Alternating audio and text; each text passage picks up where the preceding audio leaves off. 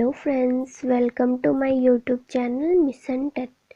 इस वीडियो में मैं आप लोगों को एनसीईआरटी क्लास थर्ड के जितने भी मोस्ट इम्पॉर्टेंट पॉइंट्स है सीटेट के पॉइंट ऑफ व्यू से वो मैं बताने वाली हूँ, क्योंकि सीटेट में डायरेक्ट एनसीईआरटी से क्वेश्चन पूछ लिए जाते हैं। हर साल जो एनसीईआरटी के क्वेश्चन जो है उसमें देखने को मिलते हैं। तो फिर स्टार्ट करते हैं आज का ये वीडियो। इसका पहला पॉइंट है कि छोटे उम्र के बच्चे कीड़े मकोड़े या सांप और छिपकली का अधिक बारीकी से वर्गीकरण नहीं कर सकते। जो छोटे बच्चे होते हैं वो कीड़े मकोड़े या फिर छिपकली को या फिर जानवर को या पक्षी को देखते हैं तो उसमें वर्गीकरण नहीं कर पाते, इसलिए वो सबको जानवर ही बोलते हैं। इसलिए बुक में जो है जानवर शब्द का इस्तेमाल कीड़े मकोड़ों, जानवर, पक्षी इन सब के लिए किया गया है। अगला पॉइंट है कि पौधे की परी एक नया खेल है जिसमें जिस चीज का नाम लेती है परी उसे छूना रहता है। तो जो पौधे की परी है एक नया खेल है, इसमें परी जो है जिस चीज का नाम लेती है उसे छूना रहता है। अगला पॉइंट है कि मशहूर कलाकार विष्णु चिंचालकर मध्य प्रदेश के इंदौर के रहने वाले थे। ये सूखे पत्तों से बढ़िया चित्र बनाते थे। जो विष्णु चिंचालकर है ये मशहूर कलाकार है, ये सूखे पत्तों से बढ़िया बढ़िया चित्र बनाते थे, इसीलिए ये फेमस थे और ये मध्य प्रदेश के इंदौर में रहने वाले थे। अगला पॉइंट है कि हमारा पहला स्कूल हमारा परिवार होता है। जो हमारा परिवार होता है वो हमारा पहला स्कूल होता है, क्योंकि पहले बच्चे जो है अपने परिवार में रह के ही सीखते हैं और जो इनकी माँ होती है बच्चों की वो इनकी पहली शिक्षक होती है, क्योंकि बच्चे जो सबसे पहले अपनी माँ से ही सीखते हैं। अगला पॉइंट है कि दाल में शक्कर डालकर खाते हैं नागपुर में। जो नागपुर के लोग होते हैं वो दाल में शक्कर डाल के खाते हैं। ये भी सीटेट के पॉइंट ऑफ व्यू से इम्पोर्टेंट क्वेश्चन है। अगला पॉइंट है कि हांगकांग के लोग सांप खाना बहुत पसंद करते हैं। होटल में इसे लिंग हू फेन के नाम से जाना जाता है। जो हांगकांग के लोग होते हैं वो सांप खाना बहुत पसंद करते हैं और इसे होटल में लिंग हू फेन के नाम से जाना जाता है। अगला पॉइंट है कश्मीर में सरसों के तेल से मछली और गोवा में नारियल के तेल से मछली बनाई जाती है। जो मछली है वो अलग अलग जगह पे अलग अलग तेल से बनाई जाती है। जैसे कश्मीर है यहाँ पे सरसों के तेल से मछली बनाई जाती है और जो गोवा है यहाँ पे नारियल ज़्यादा होता है, इसीलिए यहाँ पे नारियल के तेल से मछली बनाई जाती है। अगला पॉइंट है कि टेपियोका केरल में जमीन के नीचे पाया जाता है। लोग इसे उबालकर नारियल के करी के साथ खाते हैं। जो टेपियोका है वो केरल में पाया जाता है और यह जमीन के नीचे पाया जाता है और जिसे लोग उबालकर और नारियल की करी के साथ खाते हैं। अगला पॉइंट है कि तोता मनुष्य की बोली की नकल करता है। तोता जो है वो मनुष्य की बोली की नकल करता है। अगला पॉइंट है कि मैना झटके से अपनी गर्दन पीछे कर लेता है। जो मैना पक्षी है वो झटके से अपनी गर्दन जो है पीछे कर लेता है।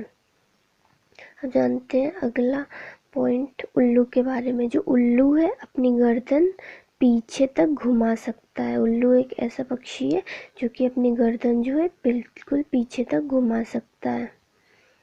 अब जानते हैं पक्षियों के बारे में कुछ इम्पोर्टेंट पॉइंट्स।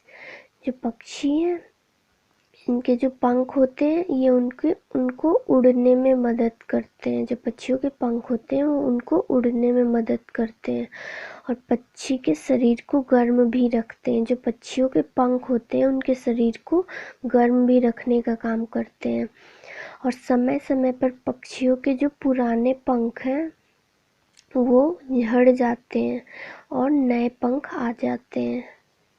समय समय पे उनके पुराने पंख जो है वो झड़ जाते हैं, उनकी जगह पे नए पंख आ जाते हैं। अगला पॉइंट है, रेल की पटरी को लोहे का सड़क कहा जाता है। जो रेल की पटरी है उसे लोहे का सड़क कहा जाता है, क्योंकि जो रेलवे लाइन होती है वो लोहे की बनी होती है, इसीलिए उनको लोहे का सड़क कहा जाता है। एक क्वेश्चन पूछ सकता है कि लोहे का सड़क किसे कहते हैं। अगला पॉइंट है कि लिंग विषमता। लिंग विषमता किसे कहते हैं? तो लड़की और लड़कों में भेदभाव करना लिंग विषमता कहलाता है। कई जगह पे लड़की और लड़कों में भेदभाव किया जाता है, इसी को लिंग विषमता कहते हैं। अगला पॉइंट है ब्रेल लिपि। ब्रेल लिपि के बारे में, जो कि सीटेट के पॉइंट ऑफ व्यू से वेरी वेरी इम्पोर्टेंट है। इसमें देख लेते हैं क्या क्या पॉइंट है। तो जो लुइस ब्रेल है वो फ्रांस देश के निवासी हैं। जो लुइस ब्रेल है ये फ्रांस देश के निवासी हैं, जिन्होंने ब्रेल लिपि की शुरुआत की थी। और जो ब्रेल लिपि है वो नेत्रहीन लोगों के लिए है, इनकी जो लोग ब्लाइंड होते हैं उनके लिए ब्रेल लिपि है। और ये जो है मोटे कागज पर नुकीले औजार से बिंदु बने होते हैं। ब्रेल लिपि में मोटा कागज होता है, उसमें नुकीले औजार से बिंदु बने होते हैं, और इस लिपि में जो है छह बिंदुओं पर आधारित होती है ब्रेल लिपि। अब यह कंप्यूटर के द्वारा भी लिखा जा सकता है। जो ब्रेल लिपि है अब इसको कंप्यूटर के द्वारा भी लिख सकते हैं। ब्रेल लिपि को देखकर बच्चे अच्छे ढंग से समझ पाएंगे, इसलिए जो ब्रेल लिपि है इसको वास्तविक ब्रेल शीट दिखाना चाहिए। जब बच्चों को ब्रेल लिपि पढ़ाएं तो उनको वास्तविक ब्रेल शीट जो है वो दिखाना चाहिए, ताकि वो अच्छे से समझ सकें उसको कि ब्रेल लिपि क्या होती है। अगला पॉइंट है रूढ़िबद्ध धारणा। रूढ़िबद्ध धारणा जो है वो क्या होता है ये जानते हैं। जो लड़कियों में भेदभाव किया जाता है, उस लड़कियों और लड़कों में जो भेदभाव किया जाता है उसी को रूढ़िबद्ध धारणा कहते हैं। अगला पॉइंट देखते हैं क्या है। मकानों की विविधता दिखाने के लिए कुछ जगहों जैसे असम, राजस्थान, दिल्ली और पहाड़ी इलाकों का प्रयोग हुआ है। इन सारे जगहों का प्रयोग किया गया है भिन्न भिन्न जगह के मकानों में विविधता दिखाने के लिए। देखते असम में किस तरह का घर होता है। असम में मोलन गांव है जहाँ बहुत बारिश होती है, इसलिए यहाँ पे जो घर बनाए जाते हैं वो 10 से 12 फीट ऊंचे बनाए जाते हैं। ये क्वेश्चन डायरेक्ट सीटेट में पूछा हुआ है कि 10 से 12 फीट ऊंचे जो है वो घर कहाँ पे बने हुए हैं। और ये जो घर होते हैं इन्हें मजबूत बांस के खम्भों पर बनाया जाता है। इन्हें मजबूत बांस के खम्भों पे बनाया जाता है, और यह घर अंदर से भी लकड़ी के ही बने होते हैं। जो असम में मोलन गांव है वहाँ पे जो घर है वो जमीन से 10 से 12 फीट ऊंचे बने होते हैं, और ये मजबूत बांस के खम्भों पे बने होते हैं, और अंदर से भी ये लकड़ी के बने होते हैं। और जो बांस होता है उनको गरीबों का टिम्बर कहते हैं। बांस को गरीबों का टिम्बर कहते हैं। और बच्चे जो है असम में वो बांस के पुल से ही स्कूल जाते हैं। यहाँ पे जो है बांस का पुल बनाया जाता है जिससे बच्चे जो है स्कूल जाते हैं। अगला है मनाली। मनाली के बारे में जान लेते हैं कि वहाँ पे कैसे घर बने होते हैं। तो मनाली जो है वो पहाड़ी इलाका है, और यहाँ बहुत बारिश होती रहती है और बर्फ़ भी पड़ती रहती है, इसलिए यहाँ पे जो मकान बनाए जाते हैं वो पत्थर और लकड़ी के बनाए जाते हैं। जो असम था वहाँ भी लकड़ी के बनाए जाते थे और ज़मीन से 10 से 12 फीट ऊंचे बनाए जाते हैं। और मनाली यहाँ पे भी पत्थर और लकड़ी दोनों से घर बनाए जाते हैं, क्योंकि यहाँ पे बहुत बारिश भी होती है और बहुत बर्फ़ भी पड़ता है। अगला पॉइंट है राजस्थान। देखते हैं राजस्थान में कैसे घर बनाए जाते हैं। तो राजस्थान जो है वहाँ पे बहुत कम बारिश होती है। जो मनाली अभी पढ़ा हम लोगों ने उसमें ये था कि वहाँ पे बहुत ज़्यादा बारिश होती है, लेकिन जो राजस्थान है यहाँ पे बहुत कम बारिश होती है। और यहाँ पे बहुत गर्मी होती है क्योंकि यहाँ पे रेत बहुत ज़्यादा होता है, इसलिए यहाँ पे जो घर बनाए जाते हैं वो मिट्टी के घर बनाए जाते हैं। जो हम लोगों ने असम में पढ़ा वहाँ पे लकड़ी के घर बनाए जाते थे, और जो हम लोगों ने मनाली में पढ़ा वहाँ पे भी पत्थर और लकड़ी के घर बनाए जाते थे, लेकिन जो राजस्थान है यहाँ पे मिट्टी का घर बनाया जाता है। और जो इसकी दीवार होती है मिट्टी के घर की वो बहुत मोटी बनाई जाती है। और इस यहाँ पे जो आंगन है, जो घर बनाए जाते हैं उसमें आंगन होता है, उसमें गड्ढा बनाकर उसे पक्का करके टांका बनाते हैं, और टांका में हम लोग वर्षा के जल को संरक्षित करते हैं क्योंकि यहाँ पे पानी जो है बहुत कम होती है। इसीलिए जब वर्षा होती है तो उसके जल को संरक्षित करने के लिए, स्टोर करने के लिए एक टांका बनाया जाता है, और उस टांका को ढक्कन से बंद भी रखते हैं। टांका को ढक्कन से बंद भी रखते हैं। और जो राजस्थान है वहाँ पे जो छत होती है वो कटीली झाड़ियों से बनाई जाती है, राजस्थान की छत। और यहाँ घर जो है मिट्टी के बनाए जाते हैं, और उनकी दीवारें जो होती है वो मोटी होती है। और यहाँ पे जो घर बनाए जाते हैं उसका जो आंगन होता है वहाँ पे टांका बनाए जाते हैं, उसको ढक्कन से बंद भी रखते हैं। अगला देखते हैं, अगला पॉइंट है जम्मू कश्मीर। अब जान लेते हैं जम्मू कश्मीर के बारे में। जम्मू कश्मीर जो है यहाँ पे इलायची और बादाम वाली चाय पीते हैं। यहाँ के लोग जो है इलायची और बादाम वाली चाय पीते हैं जिसे कहवा कहते हैं। ये भी इम्पोर्टेंट पॉइंट है सीटेट के पॉइंट ऑफ व्यू से। और यहाँ पे बर्फ़ के घर में लोग रहते हैं जिसे इग्नू कहते हैं। और जम्मू कश्मीर में जो है डल झील भी है। अगला पॉइंट देख लेते हैं। अगला पॉइंट क्या है कि बाग में पक्षी होते हैं जो कीड़ों को खा लेते हैं, जिसके कारण फल जो है वो खराब नहीं होता और मात्रा भी अधिक होती है। बाग में जो पक्षी होते हैं वो कीड़ों को खा लेते हैं जिससे कि फल खराब नहीं होता, और वो फल जो है अधिक से अधिक होता है। अगर पक्षी ना रहे तो कीड़े को नहीं खाएंगे, जिससे कि कीड़े जो है हमारे फल को खराब कर देंगे जो बाग में रहते हैं। इसीलिए जो पक्षी होते हैं वो कीड़ों को खा जाते हैं। अगला पॉइंट है परिवार में बच्चों और बुढ़ों की देखभाल होती है। क्वेश्चन पूछ सकता है कि परिवार में किसकी देखभाल की जाती है, तो परिवार में बच्चों और बुढ़ों की देखभाल की जाती है। अगला पॉइंट है कि नक्शा जो है वो क्या होता है, तो नक्शा जो है चित्र का छोटा रूप होता है। कोई भी चित्र है उसका छोटा रूप नक्शा या मैप होता है। नक्शा को मैप कहते हैं। मैप जो है किसी भी चीज़ का छोटा रूप होता है। अगला पॉइंट है कि लंबा बिना सिला कपड़ा लुंगी बनाकर या फिर साफा बनाकर उपयोग कर सकते हैं। जब लंबा कपड़ा और जो सिला हुआ ना हो उसको लुंगी या साफा बना के उसका यूज कर सकते हैं। अगला पॉइंट है बच्चों द्वारा कागज की छपाई या कपड़े की बुनाई करना हमारी पारंपरिक कला को बढ़ावा देगा। इससे बच्चों को अपनी कला दिखाने का मौका भी मिलेगा। जो बच्चे अगर कागज पे छपाई करें और कपड़ों की बुनाई करें तो वो पारंपरिक कला को भी सीखेंगे और अपनी कला को भी साथ ही साथ वो दिखाएंगे। अगला पॉइंट है कोयल अपना घोंसला नहीं बनाती है, यह कौवे के घोंसले में अंडे देती है। जो कोयल है वो एक ऐसा पक्षी है जो अपना घोंसला खुद नहीं बनाती है। कौवे जो घोंसला बनाते हैं उसी में वो अंडे देती है। पॉइंट है कि कौवा जो है कहाँ पे घोंसला बनाता है। कौवे जो होते हैं वो पेड़ की ऊंची डाल पे अपना घोंसला बनाते हैं। इसके घोंसले में लोहे के तार व लकड़ियों की शाखाओं जैसी चीजें मिलती हैं।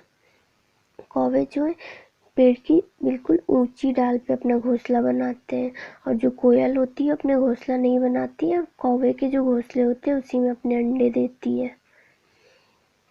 अगला है कि गौरैया अपना घोंसला जो है कहीं भी बना लेती है, जैसे अलमारी के ऊपर भी बना लेती है, आईने के पीछे भी बना लेती है, कहीं भी बना लेती है गौरैया। अगला पॉइंट है कबूतर। कबूतर अपना घोंसला कहाँ बनाता है? तो जो कबूतर है वो भी गौरैया की तरह कहीं पर भी अपना घोंसला बना लेता है। गौरैया भी कहीं भी बना लेती है और कबूतर भी कहीं भी अपना घोंसला बना लेता है, जैसे पुराने मकानों में, खंडहरों में, कहीं भी अपना घोंसला जो है कबूतर बना लेती है। बात करते हैं फाख्ता। जो फाख्ता पक्षी है वो कैक्टस के कांटों के बीच या फिर मेहंदी की मेड़ पे अपना घोंसला बनाती है। कैक्टस मेहंदी की मेड़ पे बनाती है या फिर कैक्टस के कांटों के बीच जो फाख्ता पक्षी है वो अपना घोंसला बनाती है। अगला देखते हैं बसंत गौरी। जो ये कहाँ बनाती है? बसंत गौरी जो है पेड़ के तने में गहरा छेद कर उसमें अपना अंडा देती है तथा गर्मियों में टुक टुक करती है। अगला पॉइंट है कलचेड़ी।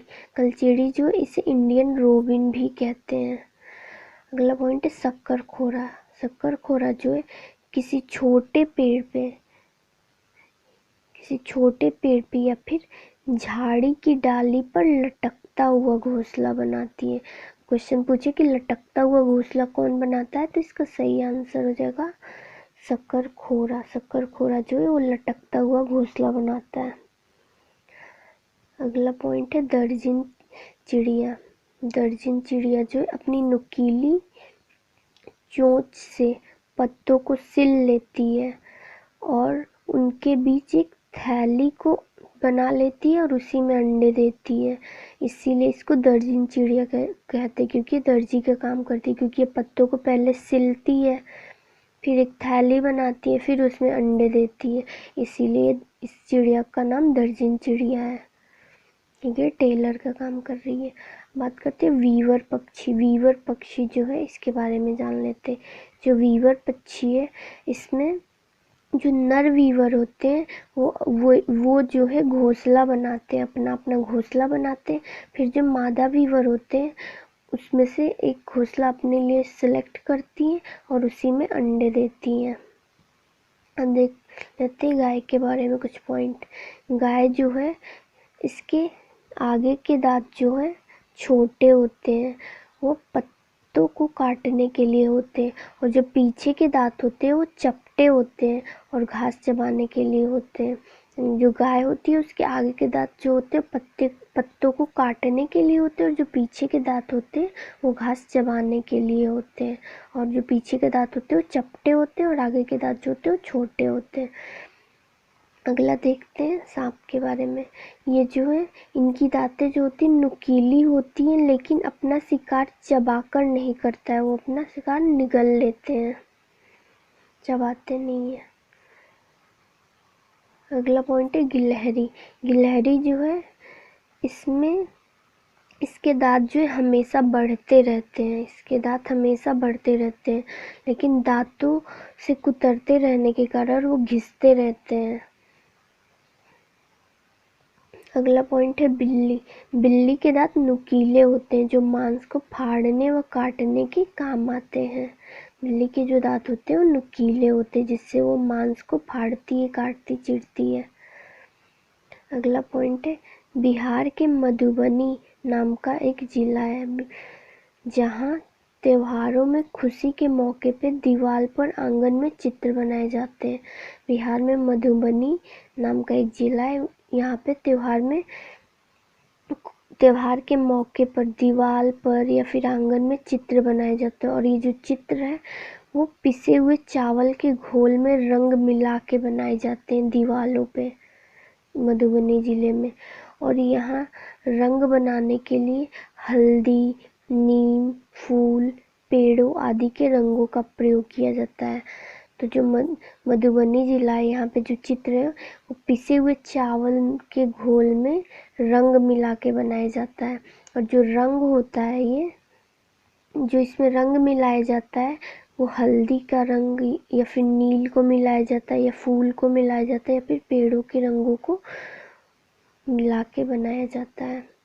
अगला पॉइंट है नींबू, आम, हरा धनिया, नीम, तुलसी और पुदीना के पत्तों को मसलने पे महकते हैं।